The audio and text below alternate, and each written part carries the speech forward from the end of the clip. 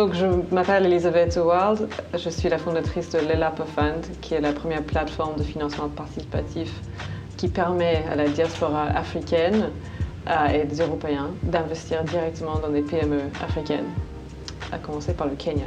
Donc, mon parcours a été plutôt atypique. Donc, venant de l'Afrique du Sud, de l'Université du Cap, je suis venue en France pour des raisons presque personnelles. J'adorais la France, j'adorais la langue française, donc j'ai entamé un parcours à Sciences Po en économie, sciences économiques, que j'ai complété par la suite avec un master, avec une thèse en économie à Dauphine. Et vers la fin de la thèse, je me suis penchée sur la nouvelle réglementation de financement participatif que développait l'AMF ici en France.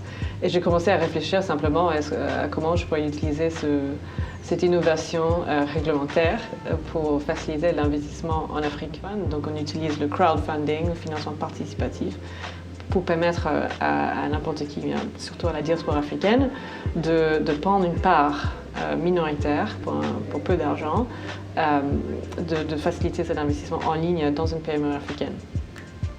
Donc de l'autre côté, les PME africaines ont typiquement des problèmes de financement plus ou moins graves. Il est très difficile pour les PME africaines de trouver des financements en equity. Ce sont des PME qui qualifient pour la dette, des prêts d'entreprise, mais n'ont pas d'actionnaires, n'ont pas de equity. Donc on essaie de matcher ces deux problèmes, on a un problème avec une solution, avec les l'ELAPA Fund. Donc j'ai commencé à réfléchir en début 2014 sur comment la réglementation pouvait être adaptée aux cas transfrontaliers. Donc la réglementation française est sortie en 2014, en octobre 2014. Donc on était déjà au Kenya en parlant avec les régulateurs homologues de l'AMF, qui nous a donné ce qu'il fallait presque en 2015, en mars 2015. Donc on a commencé en janvier 2015 avec notre phase pilote qui touche à sa fin maintenant. Et on espère avoir les premiers deals sur la plateforme à la fin de l'année, au début 2016. Donc je connais le Club Efficience depuis un certain temps et je soutiens toutes les actions de ce club que je trouve remarquables.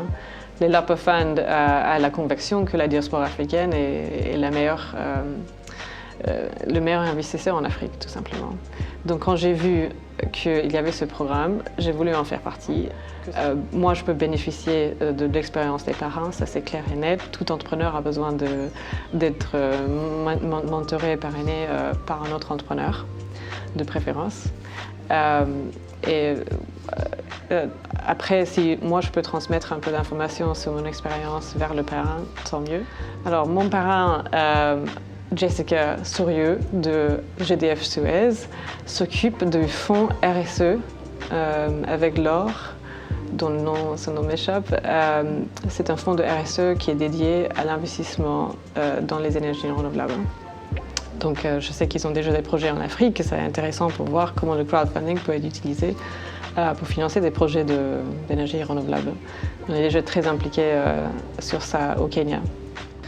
Ce que j'attends, l'objectivité, un regard différent sur mon projet, un regard qui n'a pas de biais, un regard de quelqu'un qui n'est pas forcément africain, qui peut me dire pourquoi c'est intéressant pour elle, en quoi est-ce que c'est intéressant pour son entourage, comment est-ce qu'elle comprend les difficultés.